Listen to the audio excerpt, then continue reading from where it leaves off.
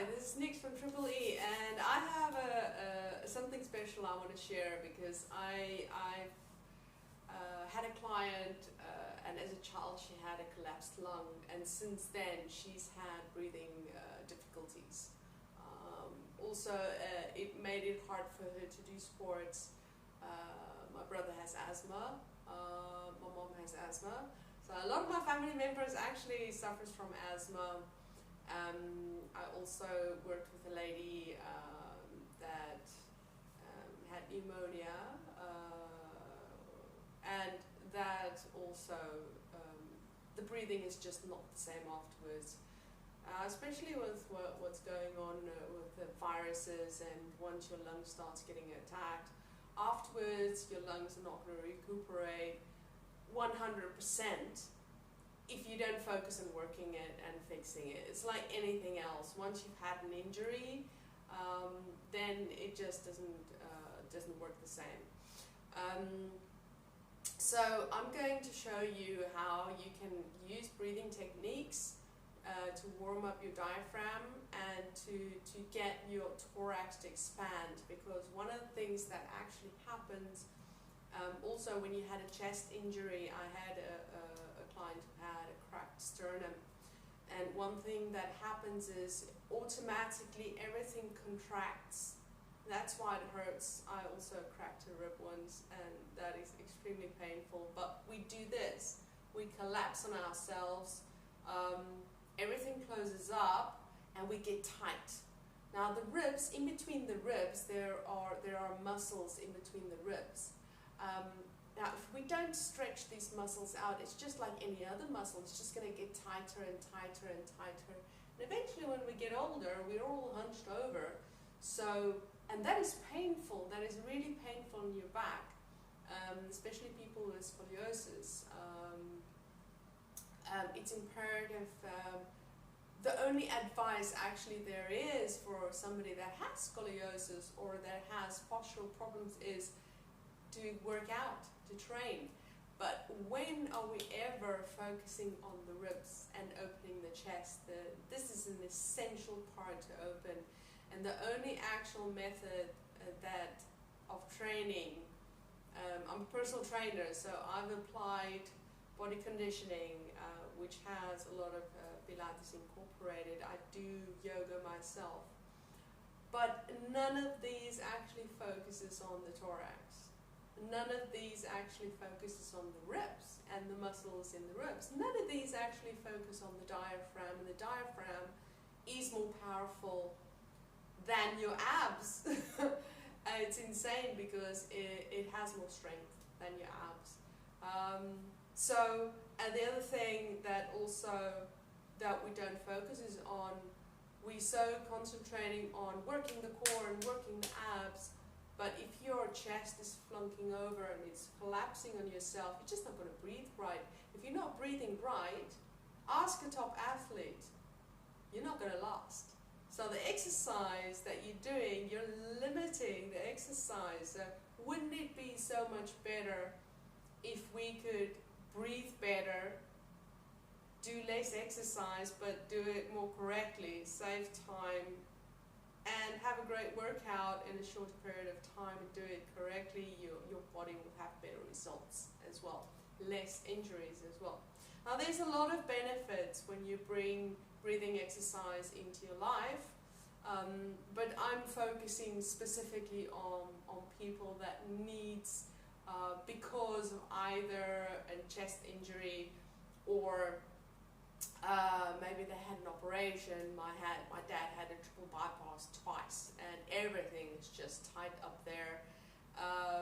So asthma people, these are very, very essential breathing techniques that you can apply, and you can use. And if you're just a top athlete and you know that you're hunching over when you go for a run and you start collapsing when you get tired, I can guarantee you incorporate this into your any program that you have before you start training, just a couple of minutes, or every day 10 minutes. You do this, within 1 month you will see a difference in your training. There is no choice for the body but to get better. What you can do, I normally do this either in a standing position or in a seated position. You can be cross-legged. Lying down, for somebody that has breathing problems, I would say lying down is a good option.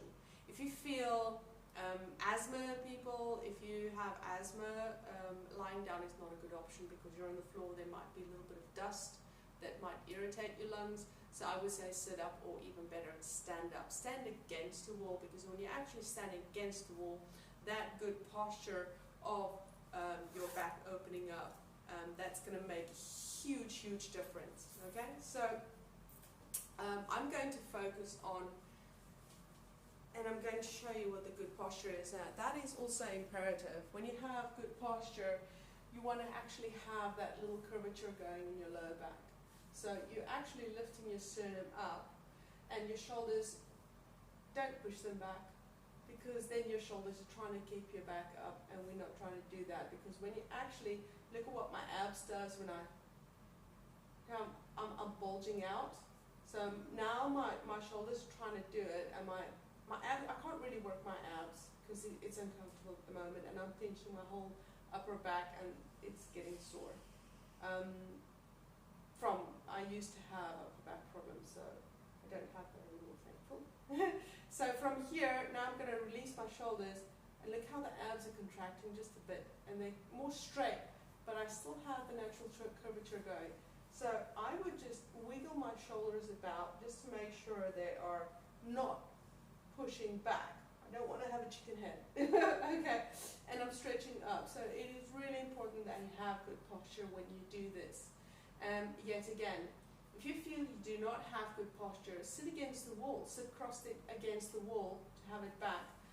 For today's purposes, I'm actually going to focus on tools you can use to help yourself breathe and open your thorax, because now it needs to learn to open. So even if I'm going to tell you breathe into your chest, a lot of you are going to do this. You're going to breathe into your chest, and you think you're breathing into your chest, but you're not breathing into your chest. Breathing into your chest to test it. Am I really breathing into my chest? You can lie down, put something, a book, onto your chest. Breathe in. See how my hand lifts, and breathe out. Do that a couple of times. Be very careful when you do the breathing exercise to always breathe in through your nose. And when you breathe out, do it very slowly. The slower the better. So it's a good deep breath to your full capacity. So I would be breathing in about 3 or 4 counts. And then I drop my jaw, open my mouth.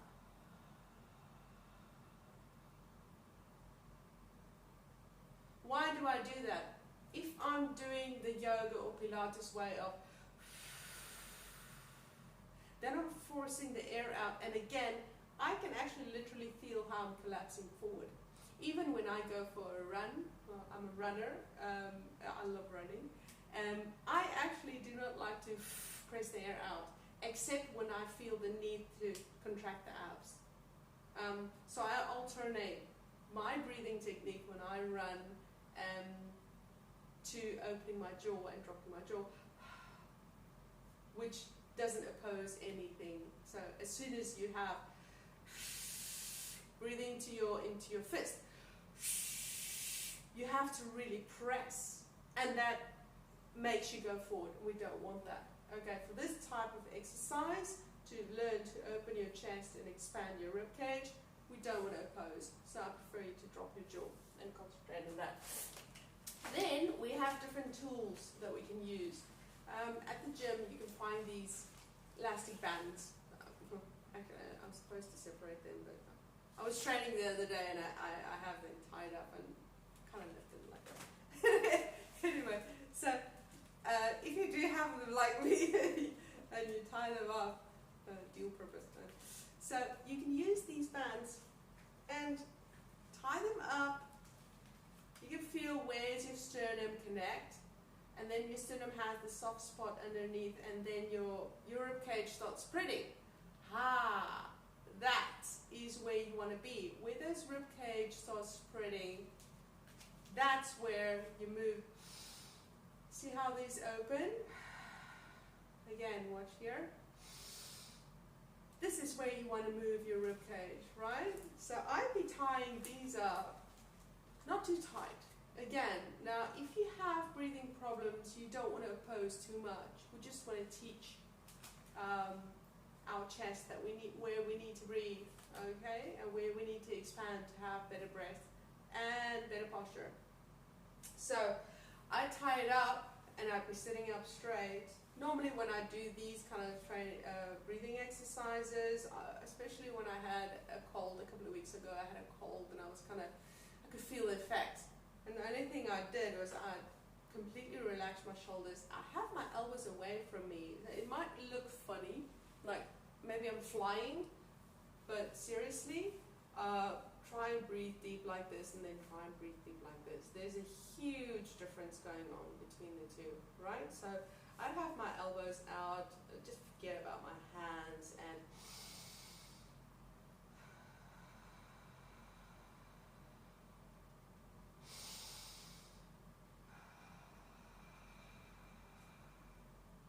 that's what I'm doing. I'm just breathing into the band. I'm trying to stretch the band. I'm concentrating 100% on the band and what's happening there. And when I feel comfortable, I'm like, you know what? I feel like I can tighten it a little bit more. Careful not pinching yourself. So I would actually pull it out forward and then tighten it and then very slowly come back.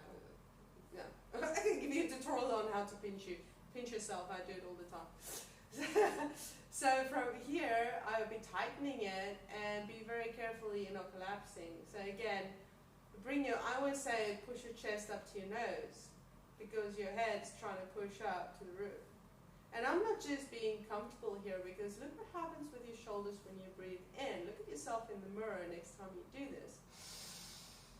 It is only natural that they go up, but when we breathe out, a lot of people have them stay there and we're like this. Push your shoulders down. Okay, so now I'm going to add on.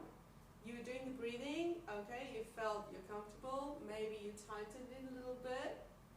Now we're going to breathe into the full capacity, hold it for a second, drop your jaw, and as you breathe out, I want you to concentrate on just lowering your shoulders down to your waist, as if there's something that's grabbing it and pulling it down. Those are called your lats. Okay, so breathe in again, full capacity. Hold it for a second and feel, test, question yourself, am I to my full mat? If not, take another breath and then drop your jaw, push your shoulders down, pull them down rather, and breathe in again, full capacity, and push your shoulders down. Do that a couple of times.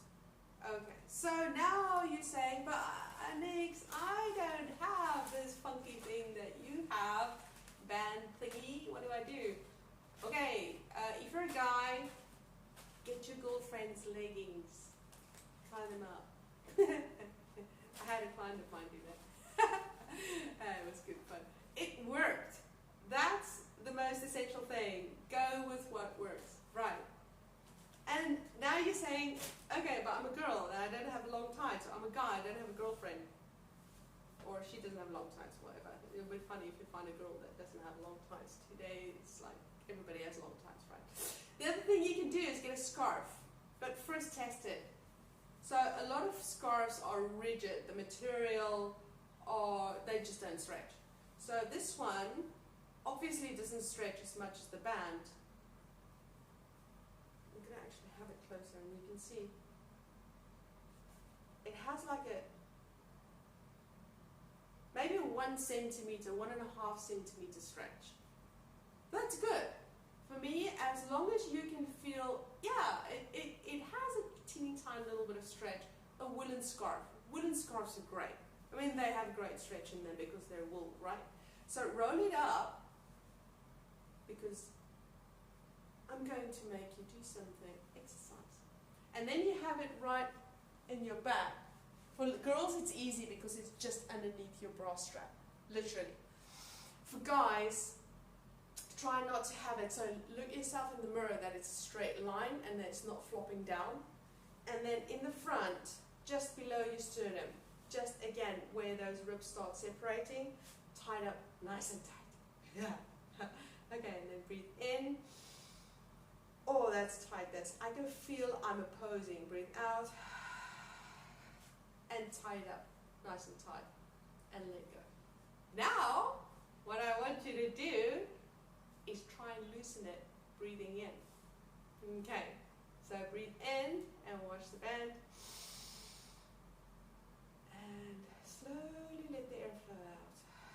Shoulders down. And breathe in again. Press, press, press. And breathe out. Shoulders down as you breathe out. Again, breathe in. Press, press, press, press, press. And slowly breathe out. Shoulders go down. Sit up tall.